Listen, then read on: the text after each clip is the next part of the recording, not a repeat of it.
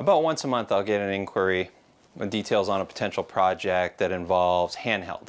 And they'll ask what kind of handheld rigs and equipment I have to do that type of cinematography.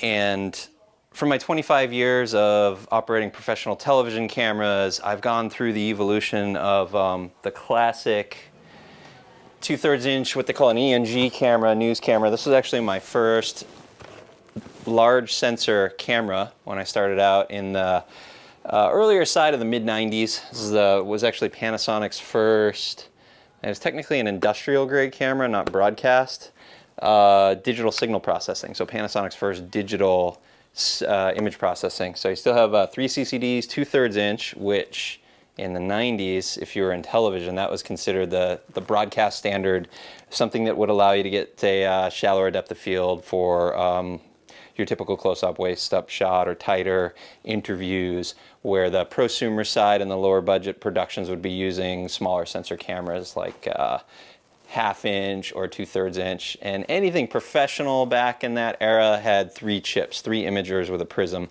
And then on the pro grade, you'd have a servo zoom with a hand grip, which is very similar to the Super 35 and larger size cinema lenses today that are set up for documentary or broadcast, like the Cabrio zoom and the Canon 17-120 lines being the 2 most popular. So this was my first camera, and what was beautiful about it is it lived in a soft bag built. Just add a tape and a battery. Back then we were using these, like, I don't even know what they weighed, 5-6 pound Pro Pack 14 Anton Bauer batteries. They were heavy, heavier than a 190 watt battery today. But this thing with a battery on the back, yeah, it's heavy. It's heavier than anything I run today. Maybe a fully dressed Alexa with a Preston MDR on there and all the accessories. Probably about the same with the big brick, 35 pounds, maybe pushing 40. And I was running this thing as a teenager, shooting handheld, shooting some news, ENG, local cable broadcast, a little bit of corporate video. And so this is how I came up. And then with the advent of Super 35 sensor size broadcast cameras, we started getting into the whole modular or cube form factor, like this guy.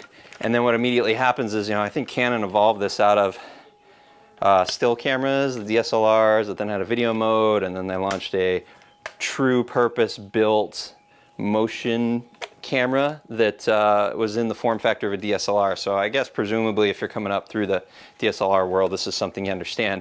But then you have to start adding more aluminum block, like rod bracket, dovetail, bridge plate, top handles, external viewfinders, and now you can't, as you know, shoot handheld like this. It's too wonky. So now you start introducing third-party accessories to get back to that traditional shoulder format. And Super 35 lenses are inherently heavier because it's a bigger image circle than a traditional ENG camera.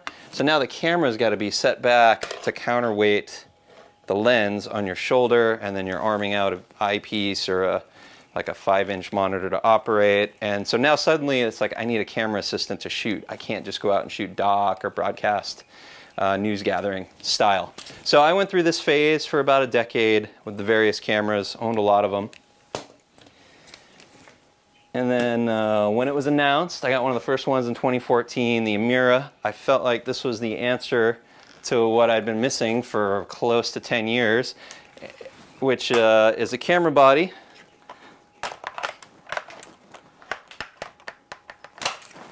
very much in line with what I came up operating, and I love it for all the same reasons. It's camera, lens, and a battery, and I'm up and running. And with I'll carry a, depending on the project, just a soft camera case with the camera built, so it can roll up and literally be spraying B-roll or exterior shots within 5 minutes of arriving.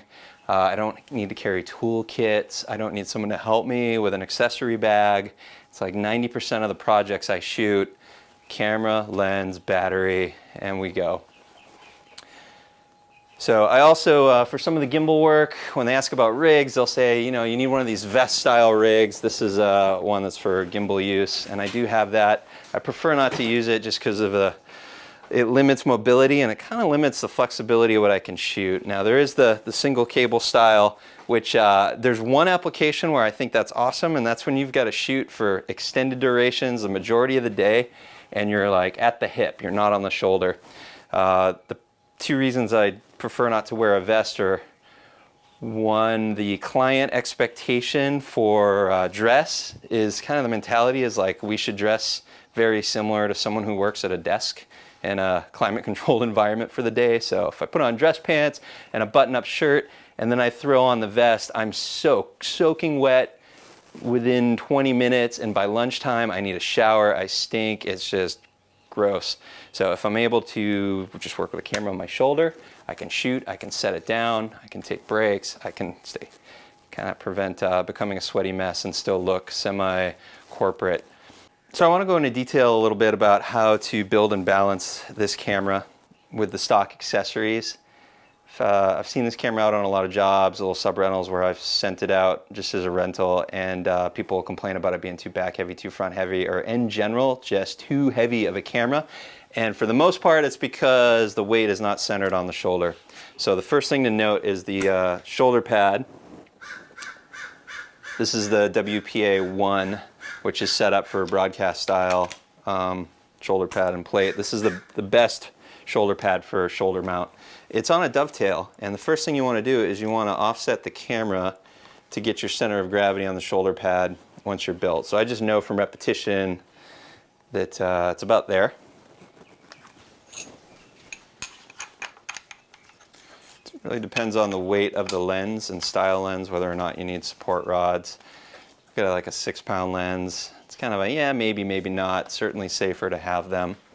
I found over the years changing lenses that most of the time it's better to attach the support bridge to the lens first, and then you can land it on the rails and guide it gently into the mount and lock in.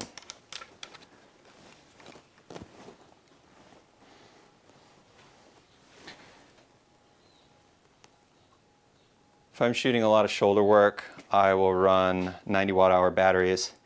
They're just lighter weight, by about half the weight of a 190. And these on the Amira in 4K mode will get you about 40 to 43 minutes of runtime. So I'm just going to test out my balance right here on the fluid head with no counterbalance, the spring at minimum. And that's pretty neutral. I'll just show you here by throwing it out of balance. Now I'm front heavy. So you can see here, I'm just going to center the shoulder pad over the pivot point of the head. You can see we're nicely balanced. So next you can see the eyepiece is not in the proper position for shoulder work. So the top handle functions the same as the shoulder plate. It's dovetailed and they are interchangeable. You want to align the handle with the shoulder pad so that when you're carrying the camera, it's at its natural pivot point. Next, pivot the viewfinder to the proper eye position.